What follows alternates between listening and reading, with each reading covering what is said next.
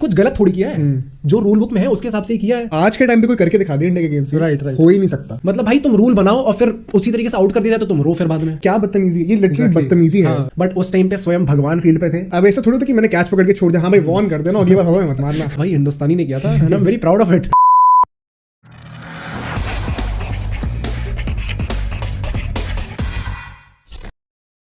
What's up everybody, welcome back to Bro Sports, Where it's all fun and games. this is Aditya And this is Mohit. और आज हम एक और controversial topic cover करने वाले हैं। आप सबने मंकडिंग के बारे में सुना होगा। Is it really against the spirit of cricket? Let's find out.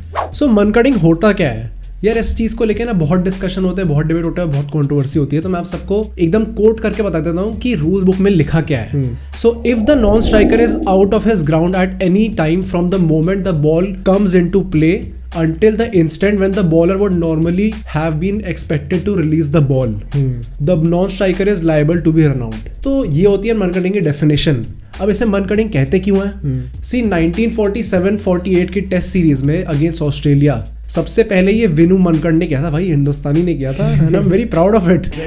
तो बिल ब्राउन को उसने ऐसे ही आउट किया था, तो वहां से ये टर्म बन गई कि भाई मनकडिंग कहते हैं, विच इज थोड़ा डिसरिस्पेक्टफुल, बहुत ज्यादा डिसरिस्पेक्टफुल है इन माय ओपिनियन। और उस टाइम पे इंडियन क्रिकेट का इतना प्रोमिनेंस नहीं था और हम एक ग्लोबल स्टैचर पे इतना उस लेवल की डोमिनेंस नहीं थी हमारी, इसलिए हमने शायद एक्सेप्ट भी कर लिया। वरना आज के टाइम पे कोई करके दिखा दे इंडिया के अगेंस्ट, राइट हो ही नहीं सकता। तो मनकडिंग को ना यार हमेशा एकदम अनफेयर प्ले माना जाता है।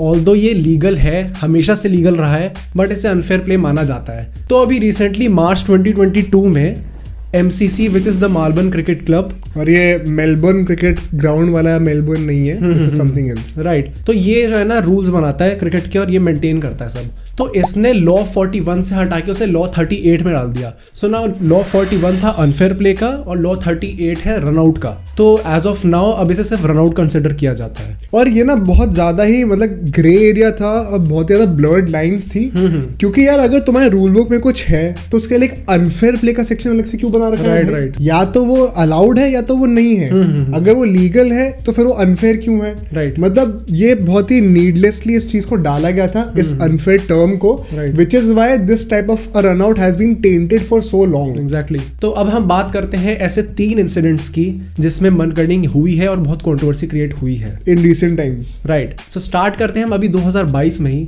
24 सितंबर लॉर्ड्स में मैच था हमारी वुमेन्स क्रिकेट टीम का against England women cricket team, और उसमें यार 169 का टारगेट खड़ा कर दिया था इंडिया ने। ओडीआई सीरीज थी बाय द वे। सो उस टाइम पे इंग्लैंड 118 for 9 हो चुकी थी और लग रहा था भाई गेम खत्म हो जाएगा, पर वहां से इंग्लैंड ने कमबैक किया और उन्हें सिर्फ 16 रन चाहिए थे मैच जीतने के लिए।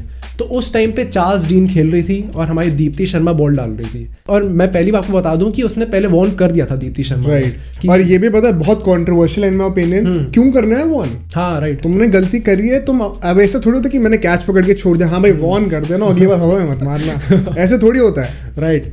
तो उस टाइम पे उसे आउट कर दिया और भाई इंग्लिश मीडिया ऐसी बैश आउट करी है ना दीप्ति शर्मा पे, एकदम खुल के क्रिटिसाइज किया गया कि it's a very shameful way to win a match. मतलब भाई तुम रूल बनाओ और फिर उसी तरीके से आउट कर दिया जाए तो तुम रो फिर बाद में। गजब बेइज्जती है। And in fact Harmanpreet Kaur which is the captain of the women's Indian cricket team, उनसे in the post match presentation and conference पूछा गया था कि आप उस विकेट के बारे में क्या कहना चाहती हैं, right. And she replied with the fact कि यार मुझे लगा था कि आप बाकी 9 विकेट्स के बारे में पूछेंगे। And I genuinely want to call out English media in this. तुम यार क्या बदतमीजी, ये लिटरली बदतमीजी है एक्चुअली में देखा जाए। तुम प्लेयर्स को हरास कर रहे हो for doing something which is absolutely legal and fair, ठीक है। अगर तुमने इतनी प्रॉब्लम थी तो रूल ना बनाते, और अगर ये लीगली अलाउड है, उसके ऊपर एक वार्निंग भी दे दी गई है फ्रॉम द बॉलर, फिर भी अगर आप ऐसे क्राई बेबी बन के रो रहे हो ना, तो आपकी टीम का एक जो मेंटल लेवल होता है ना, मेंटल एबिलिटी होती है, वो अंडरमाइन हो जाएगी कि आपके पास एक एक्सक्यूज बेस्ड मेंटालिटी है कि भाई मतलब हार गए, अब इसके 10 बहाने दे दो। यार तुम्हें वार्निंग मिली थी, सब मिला था, उसके बाद भी तुमने ऐसी हरकत करी, it is absolutely fair in my opinion. अब हम आते हैं अपने सेकंड इंसिडेंट पे, वो है मेंस क्रिकेट टीम से, जब भाई अश्विन ने ये किया 2012 में, और सबसे पहली बार किया था उसने ये चीज। आई थिंक मॉडर्न डे में in specially in our generation Ashwin ही इसको मेन स्ट्रीम लेके आया है अगेन, और उसी की वजह से कंट्रोवर्सीज इतनी हुई है, राइट। तो 2012 में हमारी श्रीलंका के अगेंस्ट सीरीज थी, ट्राई सीरीज थी। तो उसके 8th ओडीआई में अश्विन ने ऐसे ही श्रीलंकन प्लेयर को आउट करा था, बट उस टाइम पे स्वयं भगवान फील्ड पे थे, तो उन्होंने I am talking about Sachin Tendulkar by the way, तो उन्होंने आके सहवाग से कहा कि यार अपील वापस ले लेते हैं इसको, तो अल्टीमेटली अपील वापस ले ली। ऑल्दो मैं ये कहना चाहता हूँ, मैं सचिन का सबसे बड़ा फैन हूँ, मुझे लगता है वो greatest player of all time है क्रिकेट में, राइट। बट यहाँ पे मैं डिसएग्री करता हूँ, क्योंकि यार एक तो ना सचिन तेंदुलकर जैसा प्लेयर एक तो हमेशा से he is known for his kind heart, right, for his kind personality, और बिल्कुल भी चीटिंग ना करने वाले। तो may be because of this unfair जो वो सेक्शन बना हुआ है, उसके से तेंदुलकर के दिमाग में कुछ ऐसा आया होगा कि यार against the spirit of the game है। बट आई जेन्युइनली फील, और अब तो ऐसे लॉज भी बन गए हैं, it has officially been termed as a run out, right, बिल्कुल भी हिचकना नहीं चाहिए सब करने से, और बिल्कुल विड्रॉ नहीं करना चाहिए, राइट। अब आते हैं हम अपने थर्ड इंसिडेंट पे, जो कि फिर से अश्विन ने किया 2019 में। सो 25 मार्च को 2019 में आईपीएल चल रहा था और किंग्स 11 पंजाब का मैच था राजस्थान रॉयल्स से, और भाई लगान में जो आउट किया गया था उसका बदला लेके अश्विन ने जॉस बटलर को आउट कर दिया। तो फिर से वही कंट्रोवर्सी हुई कि भाई against the spirit of cricket है, ऐसा कैसे कर सकते हो तुम।